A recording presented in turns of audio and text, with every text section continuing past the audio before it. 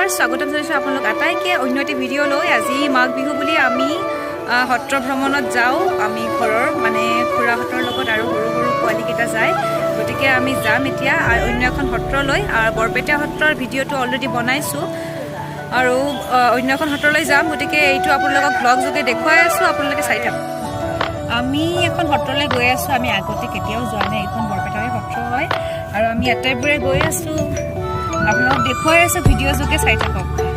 আজি ভোগালী বিহু আৰু আচলতে অন্য ঠাইত মানে বৰপেটাৰ বাহিৰত যোৱাকালি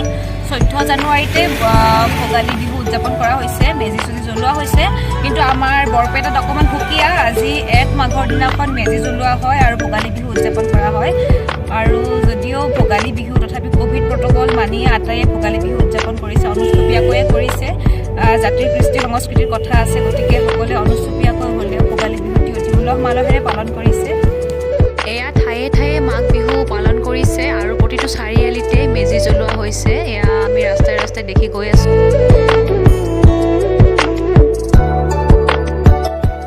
সেয়া কৰে তল কীৰ্তন ঘৰ আৰু এয়া প্ৰৱেশদ্বাৰ আমি ভিতৰলৈ গৈ আছোঁ খুব ধুনীয়া নিৰিবিলি স্থানত আছে এই সত্ৰখন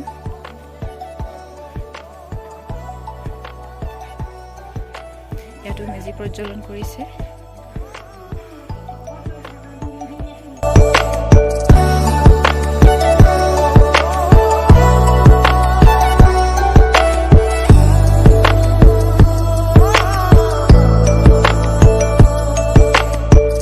নমস্কাৰ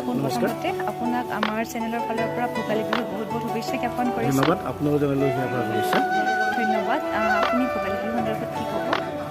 ভোগালী বিহু অসমীয়া সমাজৰ এক অতি আৱেগৰ উৎসৱ হয় তিনিটা বিহুৰ ভিতৰত ভোগালী বিহু হৈছে আমাৰ মানে ভোগৰ উৎসৱ সেইটো সকলো অসমীয়াই জানে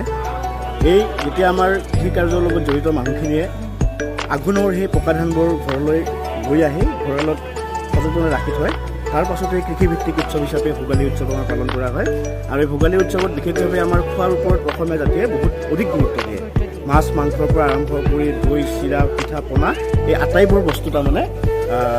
বিহু উপলক্ষে প্ৰতি ঘৰ মানুহে যোগাৰ কৰে আৰু তেওঁলোকৰ আলহী অতিথি তেওঁলোকক আপ্যায়ন কৰে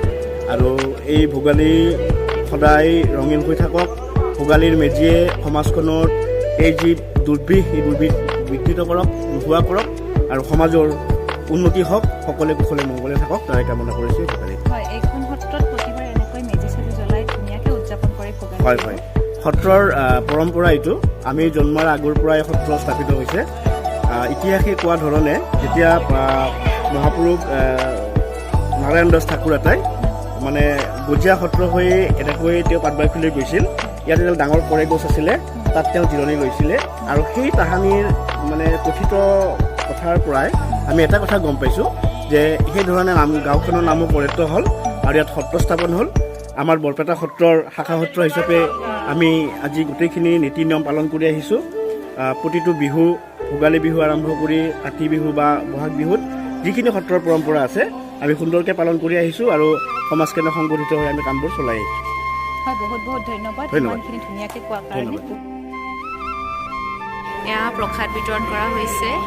সত্ৰত আৰু আমাৰো সৌভাগ্য আমি আহিয়ে প্ৰসাদ বিতৰণ অনুষ্ঠানটো পালোঁ গতিকে আমিও প্ৰসাদ লওঁ এয়া প্ৰসাদ বিতৰণ আৰু আমি ইয়াতে প্ৰসাদ লওঁ এয়া সত্ৰখনৰ আইসকল আৰু আপোনালোকে সত্ৰখনৰ বিষয়ে অলপ জানিব বিচাৰিছোঁ আপোনালোকৰ পৰা বিহুৰ এখন আমি আৰু ভোগালী বিহুৰ শুভেচ্ছা দিছোঁ কালিৰ পৰা এতিয়া নাম কীৰ্তন কৰিছোঁ কালি একদম আহি গ'ল আজি 2 আহি যাব যে ভোগালী বিহুৰ শুভেচ্ছা আমি নাম প্ৰসংগ কৰি আছোঁ আজি 3টা ঘোষা গাইলোঁ কালি 3টা ঘোষা গা হৈছে এনেকৈ পাঁচ দিন হয় না ভোগালী 5 দিন কৰিব 5 দিনৰ ভিতৰত আমি এনে 3টা ঘোষা আইসকলকে গাম আৰু সকলোৰে নাম ধন্যবাদ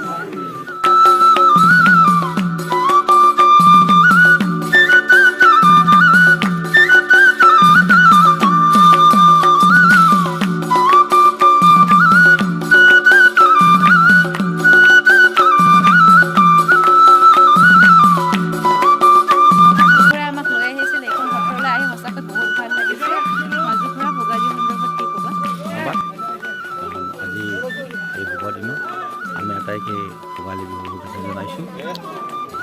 এয়া আমি সত্ৰৰ পৰা উভতিলোঁ, সঁচাকৈ বহুত বেছি ভাল লাগিছে। এনেকুৱা এখন নিৰিবিলি ঠাইত ইমান ধুনীয়া এখন সত্ৰ আছে। আৰু আমাৰ তৰফৰ পৰা আপোনালোক আটাইলৈকে ভোগালী বিহুৰ বহুত বহুত শুভকামনা।